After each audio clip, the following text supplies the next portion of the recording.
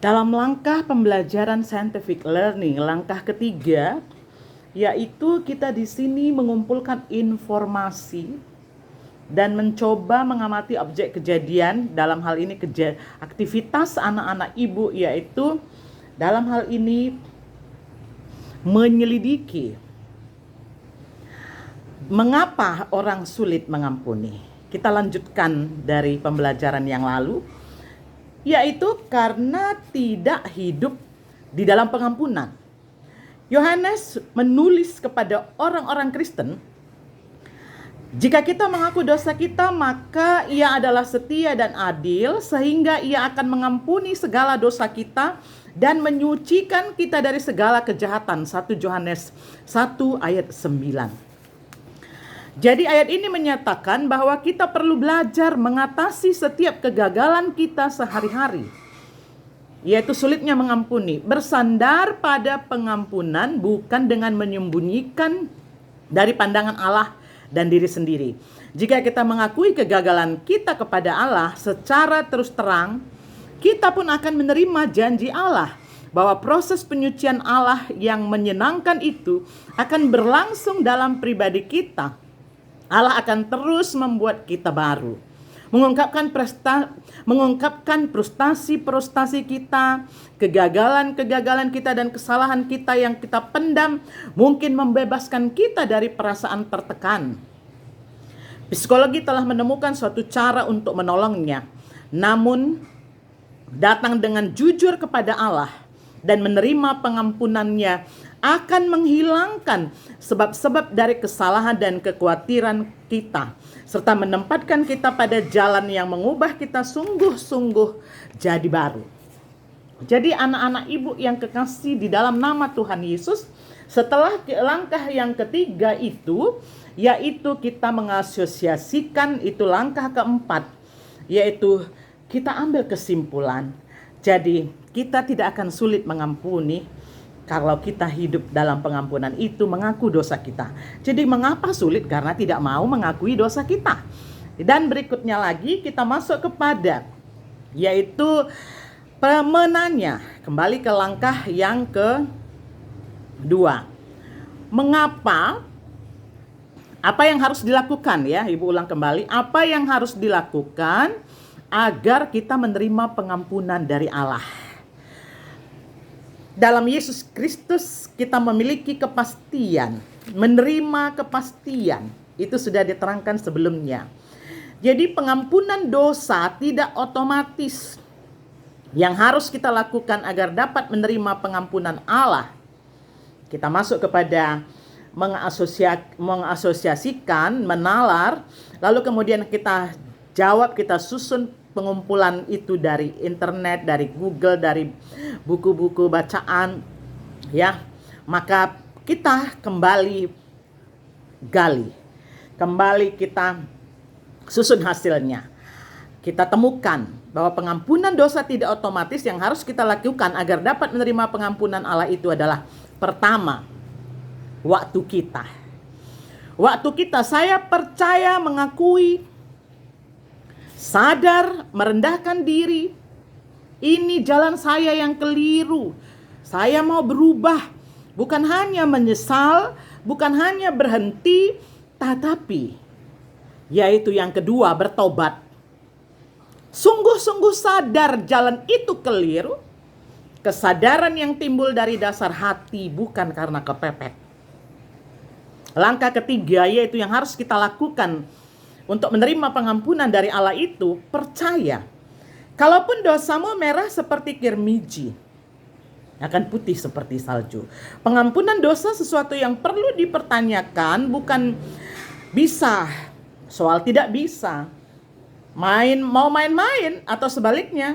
Oh, biarlah kita hidup, bukan kita lagi, tapi kita hidup di dalam Tuhan yang hidup dalam diri kita. Keempat, berpaling dari jalan-jalan kita yang jahat. Tidak sekedar berhenti berbuat dosa, ataupun bukan hanya mengurangi anggaran untuk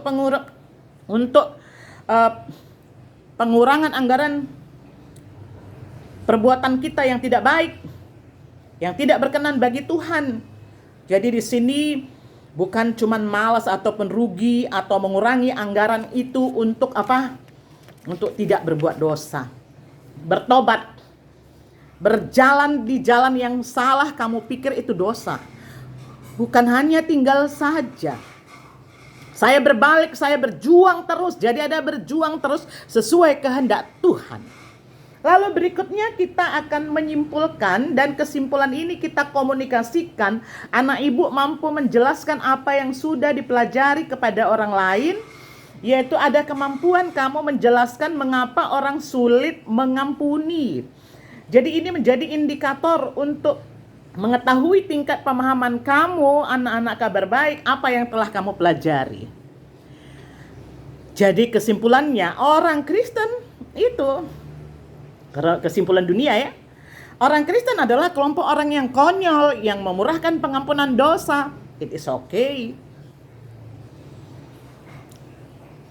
Kemudian tidak saling peduli, tidak tegur sapa, nantikan Tuhan mengampuni dosa, kita dapat pengampunan dosa lagi, ayo berbuat dosa lagi. Jangan sesat. Allah tidak mau dipermainkan. Apa yang kita percaya memang murah, bahkan gratis karena Dia membayarnya yang mahal. Memang gratis, maksudnya karena uang tidak bisa membayarnya, perpuluhan, amal, perbuatan, ibadah tidak bisa membayarnya. Tetapi sesudah mendapat pengampunannya dengan darah ya, darah. Saya harus hidup dalam kehendaknya. Yesus bilang apa kepada perempuan berzina itu? Yesus bilang, aku pun tidak menghukumnya. Kedengarannya gampang. Apakah itu murah? Aku pun bukan cuman murah. Ada harga mahal. Tugas kita adalah memastikan kita tidak mau mengecewakan Tuhan. Jangan berbuat dosa lagi. Jadi di sini anak-anak ibu yang kekasih, pengampunan dosa memang kelihatan murah, namun kita harus terus berjuang dengan iman dan keadilan. Perjuangan karena dosa sudah diampuni.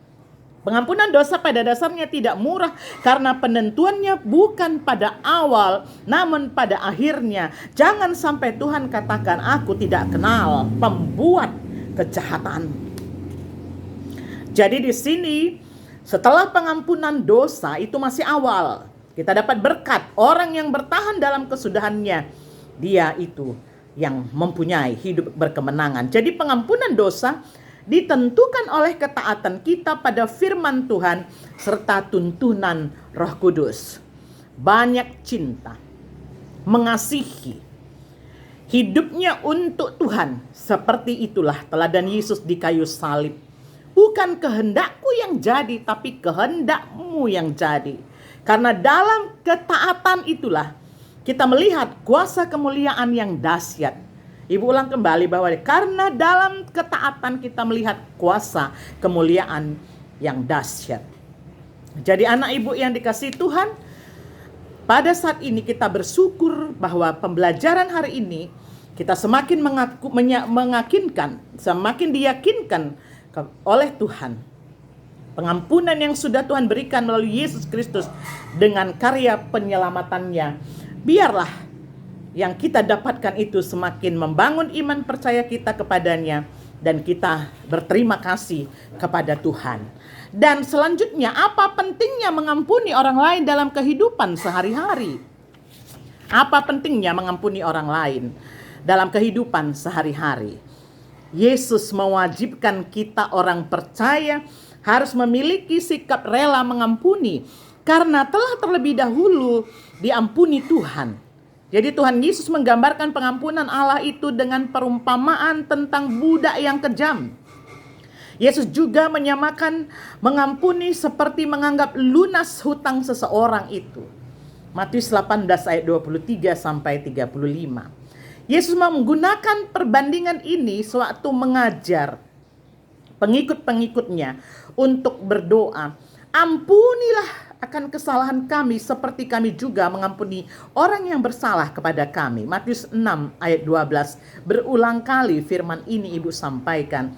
Karena kami sendiri juga mengampuni setiap orang yang bersalah kepada kami, yang berdosa, yang disamakan dengan orang yang berhutang kepada kami.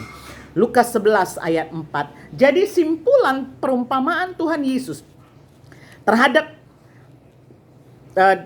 dalam perumpamaan Matius 18 ayat 22 sampai 20 sampai 35 ini, ampuni, ada kata di sana 70 kali 7. Bukan 490. Yesus menjelaskan sebabnya kita harus mengampuni melalui kiasan mengenai orang yang kesalahannya telah diampuni, tetapi tidak mau mengampuni kesalahan orang lain. Agar setiap orang percaya itu memiliki sikap rela mengampuni. Jadi dalam perumpamaan itu diumpamakan sang raja itu adalah Tuhan, sedangkan yang berutang itu adalah umat Tuhan. Sebabnya Yesus dalam pengajarannya selalu memakai metode perumpamaan adalah supaya lebih jelas, mudah dan dimengerti dan mudah dipahami. Jadi melalui metode perumpamaan ini Yesus memperlihatkan pengampunan Allah kepada manusia. Dan manusia juga harus saling mengampuni, di mana seorang hamba mendapat pengampunan dari seorang raja. Tentu sudah semestinya hamba tersebut juga harus mengampuni sesamanya. Jadi ada dua hal yang hendak disampaikan melalui pengajaran Yesus dalam perikop Matius 18 ayat 22 sampai 35 ini. 1. Pengampunan tanpa batas. 2. Seseorang yang sudah menerima pengampunan harus mengampuni orang lain juga. Jadi bagaimanakah penjelasan pengampunan tanpa batas ini? Petrus bertanya sampai berapa kali harus mengampuni saudara yang berbuat dosa kepadanya. Menurut Petrus 7 kali sudah lebih dari cukup, karena menurut pendapatnya, pendapat umum, sekalipun 3 kali itu sudah hebat. 1 kali kau sakiti hati ini, masih ku maafkan. 2 kali kau sakiti hati ini, juga ku maafkan. 2 kali juga ku maafkan, tapi jangan kau coba sampai 3 kali. Ternyata bukan demikian. Mengampuni sebanyak 3 kali atau 7 kali belumlah cukup. Yesus mengatakan 70 kali 7 kali. 70 kali 7 kali. Itu Matius 18 ayat 22. Jawaban Yesus bukan berarti sama dengan 490 kali. 490 kali pun sebenarnya sudah luar biasa, membosankan. 70 kali 7 artinya tidak terhingga atau tidak terbatas, tanpa ada batas. Jadi orang-orang percaya senantiasa hidup dalam pengampunan. Dalam hidup orang percaya tidak boleh ada kata-kata tiada maaf bagimu. Atau seperti apa yang sering kita dengar, bertemu ya di liang lahat. Nah, kalaupun Paulus berkata dalam 1 Tesalonika 5 ayat 16 sampai 17, bersukacitalah senantiasa, tetaplah berdoa. Maka jawaban Yesus atas pertanyaan Petrus adalah bersukacitalah senantiasa dan tetaplah mengampuni. Keterangan yang kedua, seseorang yang sudah menerima pengampunan harus mengampuni sesamanya juga. Di mana Allah sudah mengampuni kita, maka dengan demikian Ia menghendaki kita supaya kita dengan leluasa dan bebas mengampuni orang lain juga, sebagaimana yang dikatakan Yesus dalam Lukas 6 ayat 36. Hendaklah kamu murah hati sama seperti Bapamu adalah murah hati. Jadi simpulan perumpamaan ini didapat dalam ayat 35. Maka Bapakku yang di surga akan berbuat demikian juga terhadap kamu, apabila kamu masing-masing tidak mengampuni saudaramu. Yesus dengan perumpamaannya menceritakan bahwa ada seorang raja mengadakan perhitungan dengan para hambanya. Lalu ada satu orang hamba yang memohon belas kasihan dan ampun dari sang raja atas hutang-hutangnya yang begitu besar. Dan sang raja mengabulkan permohonan tersebut. Tetapi si hamba yang baru mendapat pengampunan itu menolak, bahkan memenjarakan temannya yang berhutang kepadanya. Lalu sang raja yang mendapat informasi akan hal tersebut menjadi marah. Kenapa? Karena dia sudah diampuni oleh raja, tapi ketika dia keluar dari penjara, dia menceki orang yang berutang kepadanya cuma sedikit saja. Sehingga mendengar hal informasi itu, sang raja marah sehingga ia diserahkan ke algojo-algojo. Jadi anak-anak kerajaan harus memperlihatkan kepada orang lain pengampunan yang mereka sendiri telah terima. Kasih Allah yang besar dalam pengampunan haruslah direfleksikan oleh umatnya. Siapapun yang menolak untuk mengampuni seseorang yang telah berbuat salah kepadanya, haruslah mengharapkan Allah untuk menghakimi dosa-dosanya. Jadi pengampunan dosa diberikan bukan karena kelayakan kita, tapi hal itu merupakan tindakan kasih sayang Allah, belas kasihan dan rahmat anugerah semata. Jadi pengampunan ialah suatu keputusan untuk tidak berdendam terhadap seseorang. Kita semua telah berdosa. Pengkhotbah 7 ayat 20. Kalau ia berkata, kita tidak berdosa, berarti kita adalah seorang penipu. 1 Yohanes 1 ayat 8. Itu berarti kita sungguh-sungguh memerlukan pengampunan dari Tuhan. Pembebasan dari tuntutan karena melakukan kesalahan atau kekeliruan, itu adalah makna dari pengampunan. Jadi kuasa pengampunan yang diajarkan Yesus sungguh luar biasa.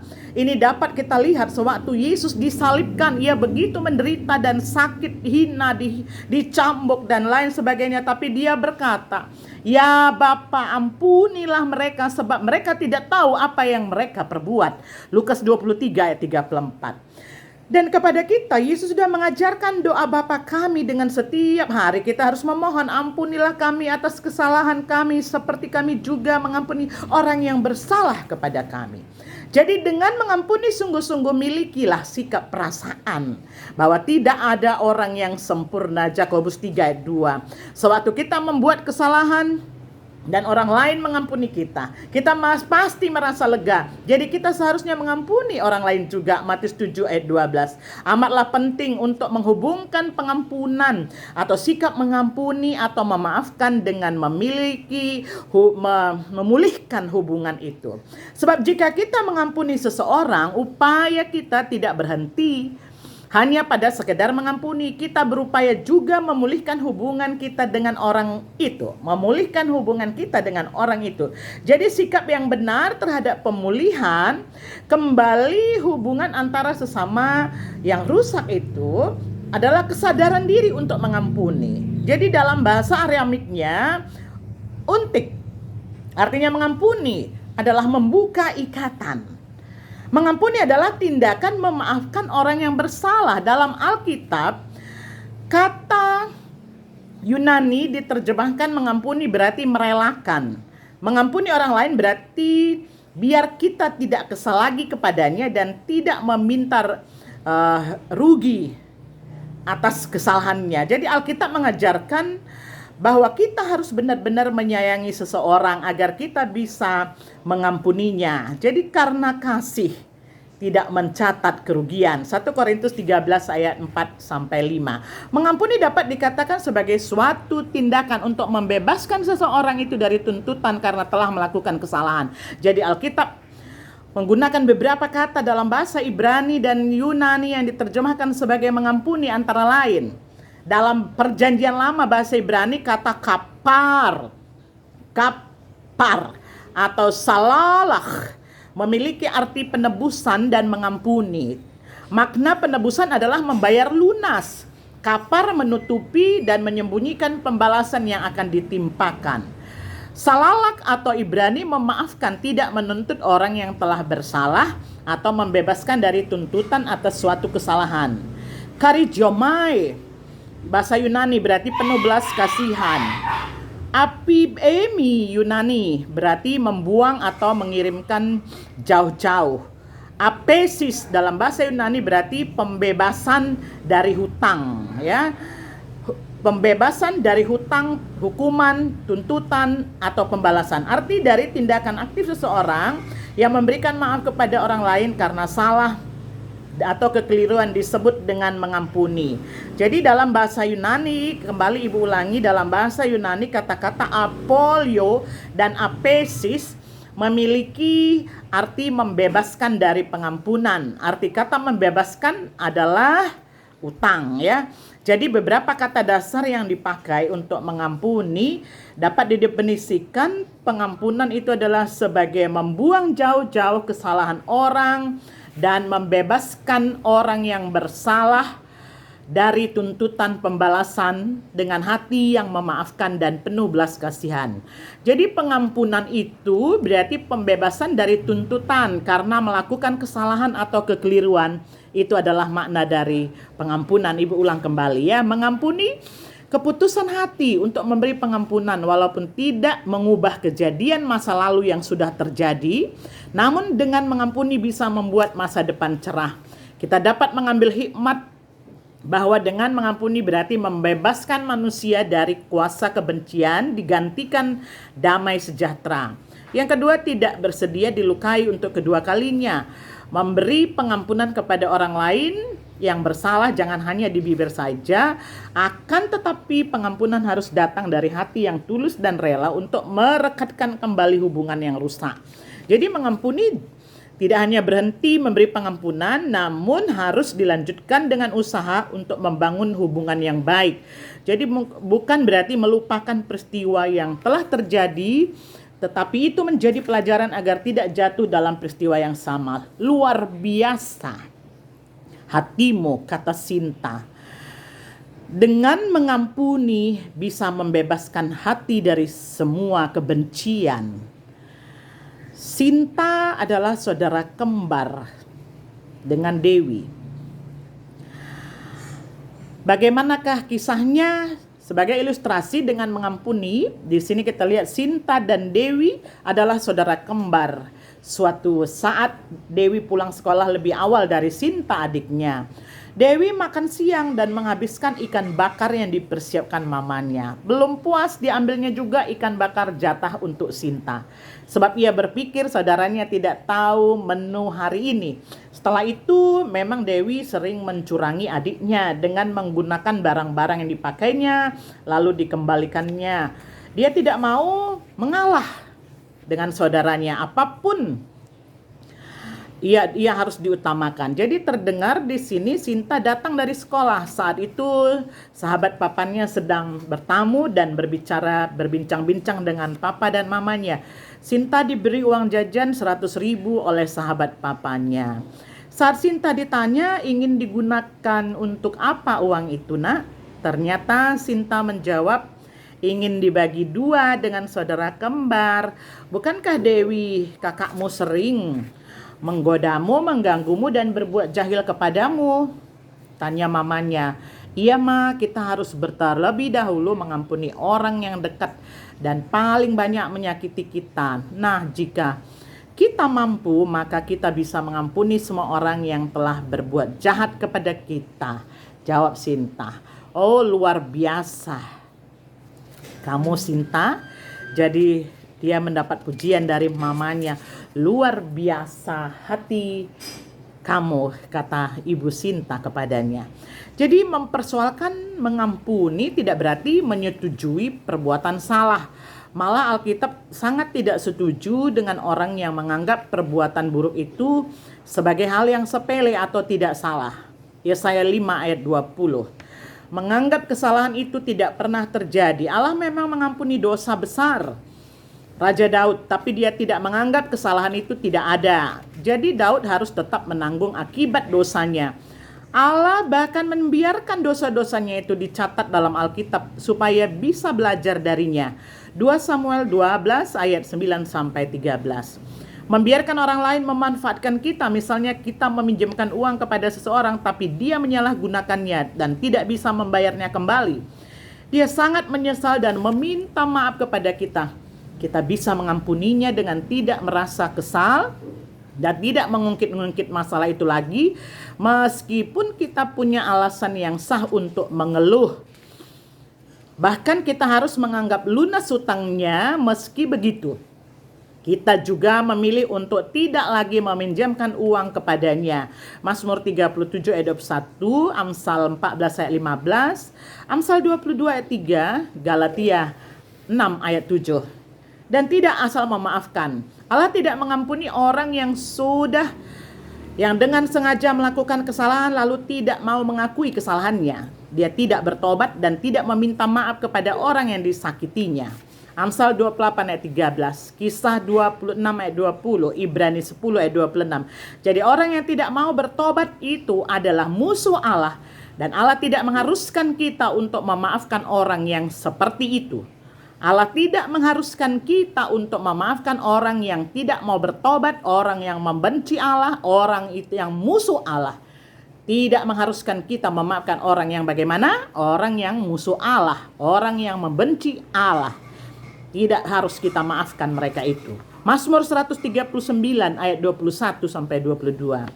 Agar jangan sampai kita meledak dalam kemarahan meskipun kita tidak suka dengan perbuatannya. Yakinlah Allah akan membalasnya.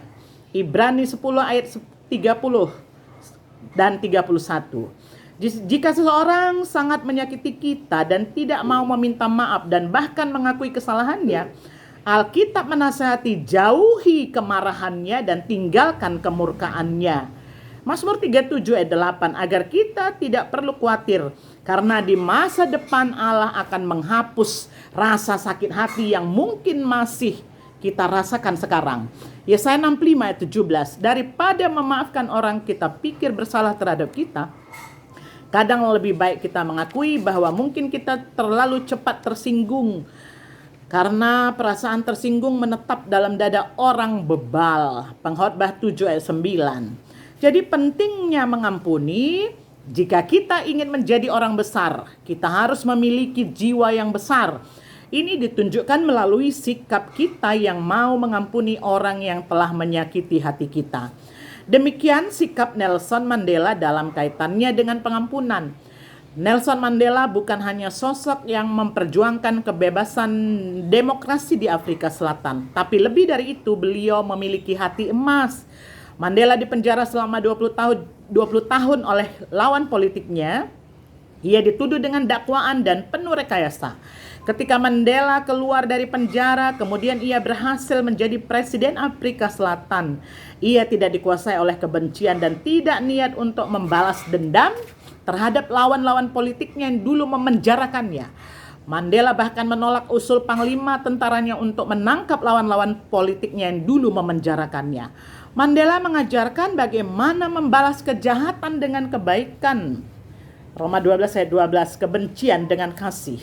Apa yang kita lakukan ketika kita memiliki kesempatan untuk membalas dendam? Mampukah kita mengampuni? Seberapa luas dan lapang ukuran hati kita? Paulus Bose berkata dengan sangat bijak mengenai pengampunan. Memaafkan memang tidak mengubah apa yang sudah terjadi di masa lalu, namun akan melapangkan jalan kita ke masa depan. Kebencian dan sikap tidak mengampuni sebenarnya sedang menutup jalan untuk masa depan kita sendiri dan menutup pintu berkat kita. Ketika kita mengampuni, kita sedang membuka jalan yang lapang untuk masa depan kita, terutama sedang membuka keran pengampunan dari Tuhan atas segala dosa dan kesalahan kita sendiri. Kemudian pentingnya mengampuni biar diuntungkan, karena ketika kita mengampuni diri kita sendiri paling diuntungkan, bukan orang yang kita ampuni tersebut. Jadi pengampunan adalah hadiah yang terbaik yang bisa kita berikan kepada diri kita sendiri. Jadi seperti pohon mangga yang tumbuh subur berbuah banyak di pinggir jalan, walau dilempari dengan batu tapi dibalas dengan buah. Kemudian tokoh yang lain, Martin Luther King, dengan kaitannya dengan pengampunan, ada sesuatu pada Martin Luther King, kasih yang dapat membangun dan sifatnya memperbarui. Mewujudkan mimpinya akan kasih dan keadilan bagi banyak orang, akan kasih dan keadilan itu. Jadi pentingnya mengampuni orang lain dalam kehidupan sehari-hari. Jika kalian mengasihi, kalian akan menemukan bahwa di setiap akar kasih ada kekuatan penebusan. Supaya mereka beraksi dengan rasa bersalah. Kadang-kadang kalian akan lebih dibenci saat-saat perubahan. Dengan teruslah mengampuni, mengasihinya. Dan dengan kekuatan kasih kalian mereka akan berubah Ini adalah kasih. Teruslah mengasihinya, jangan lakukan apa untuk memperlakukannya. Sekarang ada alasan terakhir mengapa Yesus berkata, kasihilah musuhmu dalam Matius 5:44. Artinya dalam kasih ada penebusan, yaitu kekuatan yang sebenarnya dapat mengubah setiap individu. Karena Yesus berkata, kasihilah musuh-musuhmu dan berdoalah untuknya. Matius 5:44. Jadi kita punya cara mengubah musuh-musuh itu, bahwa di setiap akar kasih mengampuni ada kekuatan penebusan. Kemudian lagi pentingnya mengampuni supaya jangan menghancurkan musuh-musuh. Karena kalau tidak mengampuni sesuatu, kita diikat, dibelenggu dalam kebencian. King muda pertama kali merasakan pengalaman yang menyakitkan saat dia berumur 6 tahun terkait pemisahan ras. Saat berusia 6 tahun itu, orang tua temannya yang kulit putih melarang dia untuk berteman hingga keduanya masuk ke sekolah yang berbeda. Pada masa remaja, bagaimana juga Martin Luther King ini kembali mendapat pengalaman menyakitkan yang tidak menyenangkan berkenaan dengan warna kulitnya yang hitam. Jadi saat kembali dari kompetisi debat di Georgia menuju Atlanta, King ini ditemani gurunya menggunakan bus. Dalam perjalanan dia dengan gurunya, dia diminta untuk berdiri dari tempat duduknya agar seorang penumpang kulit putih dapat menempati kursi mereka. Dia terlahir dengan nama Michael Luther King pada 15 Januari 1929 di Atlanta, Georgia di Amerika Serikat. Dia merupakan aktivitas sosial yang memimpin pergerakan hak-hak sipil di Afrika Selatan, ya. Pada pertengahan 1950 hingga tewas dia terbunuh di 6 April 1968. Di keturunan pada Martin Luther King Jr. dan Alberta William King yang merupakan keturunan Afrika dan Amerika Serikat. Di suatu sore 4 April di Memphis, 50 tahun yang lalu, sebuah tembakan telah membunuh Martin Luther King, pendeta gereja baptis. Dia berusia 39 tahun. Dan pada saat itu dia terbunuh, tapi tidak membunuh mimpinya akan kasih dan keadilan.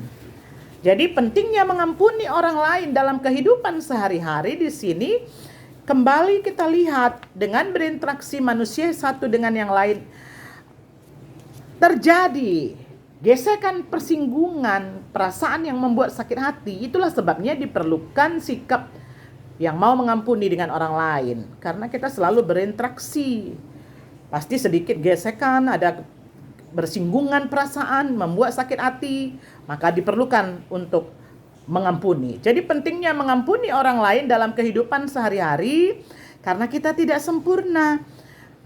Yakobus 3:2. Semua orang berdosa, Roma 3:23. Maka tentu bijaksana jika kita bersedia mengampuni orang lain, karena cepat atau lambat kita butuh pengampunan dari orang lain juga. Jadi supaya apa kita memberikan pengampunan ini? Supaya lega. Matius 7:21. Dengan